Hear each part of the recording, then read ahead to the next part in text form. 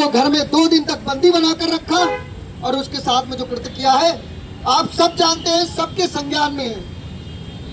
हमारे देश में सनातन परंपरा में अगर पुरातन देखा जाए तो नारी के सम्मान में महाभारत हो जाता है, नारी के सम्मान में रामचरितमानस और रावण का वध कर दिया जाता है, कितना भी शक्तिशाली हो। पर आज हम देखते हैं हर घंटे जो है नारी का अपमान होता है, हर घंटे बलात्कार होता है।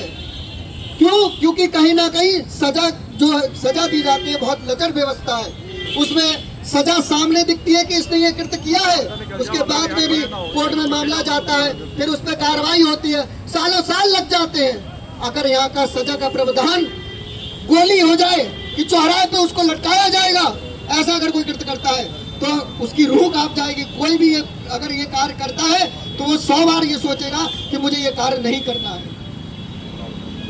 हम लोगों ने जब ये सब चीजें देखी है तो हमारी आत्मा ये कह रही है कि हम कितने कायर हैं, हम कैसे समाज में रह रहे हैं। कोई भी समाज हो उसको ये सोचना चाहिए कि हमारी बहन बेटियां कैसे सुरक्षित होंगी। बताओ 8 साल की बच्ची, क्या हम उसको कहेंगे 8 साल के बच्चे के साथ में कोई दरिंदगी कर सकता है?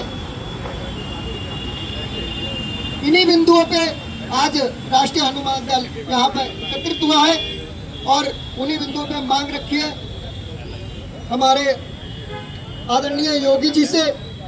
हम ये निवेदन करेंगे उस पर उचित कार्रवाई हो और माननीय न्यायालय से भी ये निवेदन करेंगे कि उस पर सख्त से सख्त कार्रवाई हो, उसको फांसी हो और 1 महीने के अंदर उसको ये फांसी होनी चाहिए, वरना हमारा आक्रोश खत्म नहीं होगा। और वरना समाज में अगर ये संदेश नहीं जाएगा कि हमने किस प्रकार के इन लोगों को हमने पाल रखा है, उनको जेल में भी ज्यादा दिन नहीं पालना चाहिए, सजा होनी चाहिए। और हमारी ये मांग है कि पीड़िता को 1 करोड़ का मुआवजा दिया जाए, साथ ही उस परिवार को शस्त्र का लाइसेंस दिया जाए, उसका भविष्य सुधरे। जो उसके साथ में एकत्रित हुआ है उसको लेके हम लोग यहाँ पर सब एकत्रित हुए हैं। हमारे बीच में हमारे राष्ट्रीय हनुमान दल के संरक्षक आदरणीय जगदीश सक्सेना, हमारे बीच में राष्ट्रीय हनुमान दल के जिलाध्यक्ष अमित गुप्ता जी भी हैं, क्षेत्रीय उपाध्यक्ष श्रीमान श्री सक्सेना जी भी यहाँ पर अपने अपने विचार भी व्यक्त करें। बेटी के सम्मान में राष्ट्रीय हनुमान दल मैदान में,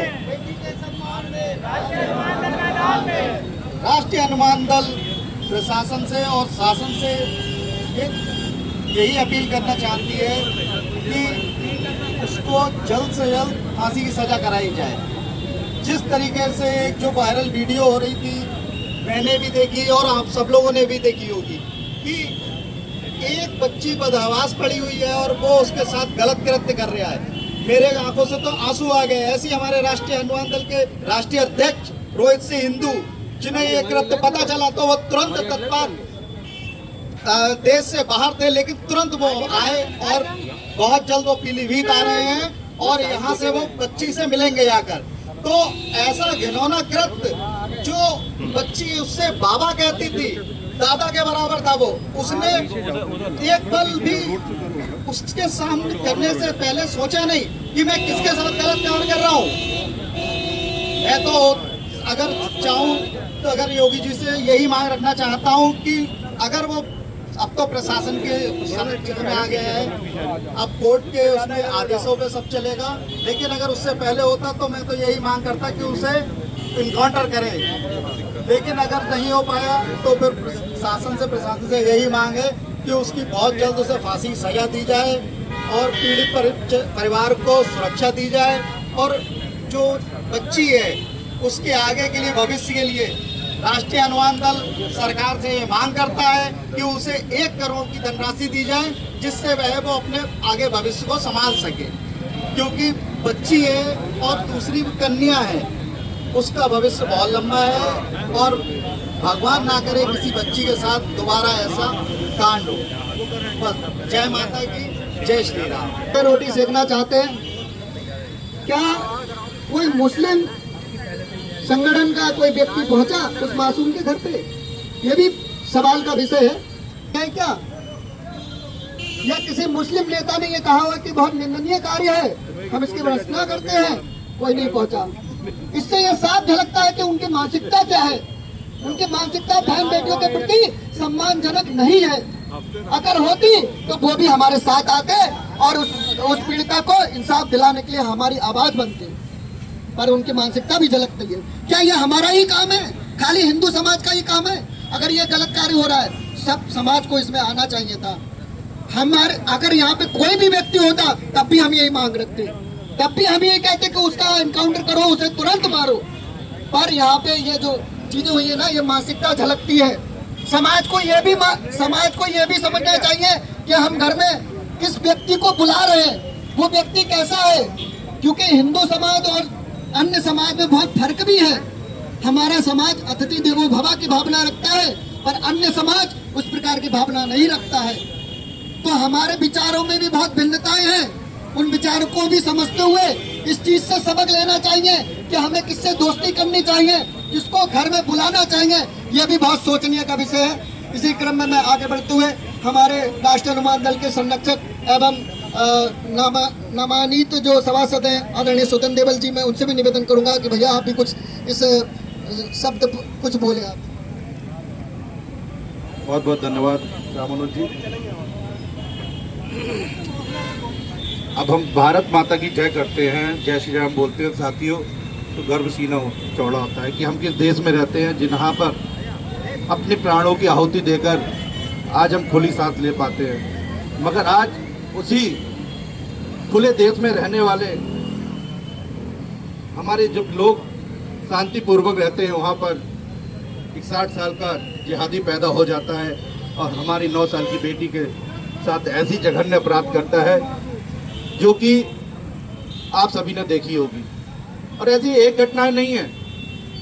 दिल्ली में अभी हाल ही में बकरा ईद बनाकर अपने ही मित्र को, सूर्य जैसे व्यक्ति को, जो उनकी बलगला में आ गया, बातों में आकर उसका सर काट के दिखाते हैं कि ऐसे हमारे यहाँ बकरा ईद होती है। तो साथियों, इसका संदेश क्या देना चाहते हैं लोग, ये समझने का विषय होगा। क्योंकि ऐसे जिहाद जब तक फैलाते रहेंगे, निश्चित रूप से कहीं ना कहीं हमारी कमजोरी का फायदा पूरा उठाते हैं, हमारी एकजुटता का फायदा ये पूरा उठाते हैं। इसलिए ऐसे जघन्य अपराध के लिए राष्ट्रीय अनुमान दल निरंतर, जब से उसने पता चला है इस घटना के बारे में, तब से अभी तक लगा पड़ा है। और निश्चित रूप से जब तक ऐसे जिहादियों को माननीय न्यायालय के माध्यम से फांसी तक ना पहुंचा देगा, जब तक साथ रुकेगा नहीं, बैठेगा नहीं। और वहाँ से चाहे हमें लखनऊ जाना पड़े, चाहे दिल्ली जाना पड़े, हम माननीय राष्ट्रपति महोदय जी से चाहे मिलना पड़े, चाहे वहाँ पर हमें उनसे मांग करनी पड़े, हम अपने देश में ऐसे जिहादियों को रहने का कोई अधिकार रहने नहीं देंगे। मैं और पूरा एक बात आज और कहने का विषय है कि घटनाएं होती हैं, दिन बीतता है और हम रामानुज जी, अब बोलने को बहुत सारी बातें हो चुकी हैं। शायद प्रशासन सुन रहा है, समझ रहा है। हिंदूवादी अपनी बात बोल रहे हैं, मुस्लिम कोई भी नहीं सुधर रहा है। हमको जिहादी मुस्लिमों के लिए सीधे सीधे एक नारा लगाना है। उनके करे हुए हर गलत कृत्य पे प्रशासन को उनको मौत के घाट उतारना है। हमको हर हालत में फांसी चाहिए ही चाहिए, ताकि ये पर्टिकुलर कौम अपनी इस हरकत से बाज आए और हमारे हिंदू बेटियां सुरक्षित हिंदुस्तान में रह पाएं। जय हिंद, जय भारत। आप सबको उदयपुर, राजस्थान उदयपुर की घटना याद है ना? वीडियो बना के कन्हैया कुमार का कत्ल किया गया। आज वो जिहादी खुलेआम घूम रहे हैं, उनको बेल मिल गई है। ये हमारे भारत की न्यायपालिका है, ये हमारे भारत की न्यायपालिका है। उनको बेल मिल गई है और जो वो थाने के जो जितने लोग थे जिनको सस्पेंड किया गया, उनका प्रमोशन हुआ है। लगता है कि प्रशासन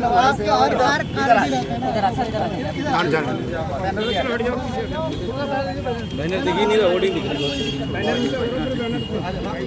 पढ़ के तो बताओ। अरे चलो ऐसे रुक जाओ एक मिनट। इधर आ जाओ, आप पंडित जी आगे आइए। कोई बात नहीं।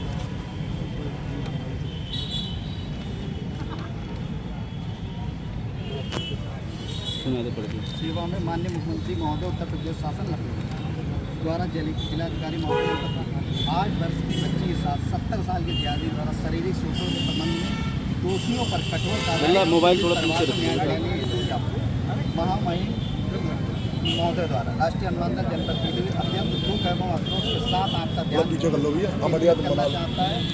घटित अमान्य घटना को आग्रसित करना चाहता है। कुछ मांगे हमारी हैं। आरोपी मोहम्मद उमर खान समेत विवेकनाथ प्रकाश में आने वाले अन्य सभी दोषियों विरुद्ध 1 माह के अंदर न्यायालय में आरोप पत्र पेश किया जाए। अभियोजन विभाग द्वारा त्वरित गति से मुकदमे का निस्तारण कराकर कड़ी पैरवी करते हुए दोषियों को कठोरतम दंड दिलाया जाए। पीड़ित परिवार को पूर्ण सुरक्षा प्रदान की जाए। नियमानुसार जांच कर दोष सिद्ध होने पर आरोपी की अवैध संपत्ति पर विधिक प्रक्रिया के तहत कार्रवाई की जाए। इस घटना में संलिप्त सभी व्यक्तियों की पहचान कर उनके विरुद्ध सुसंगत धाराओं में मुकदमा पंजीकृत कर विधिक कार्रवाई की जाए। पीड़ित बच्ची परिवार को 1 करोड़ रुपए की आर्थिक सहायता प्रदान की जाए।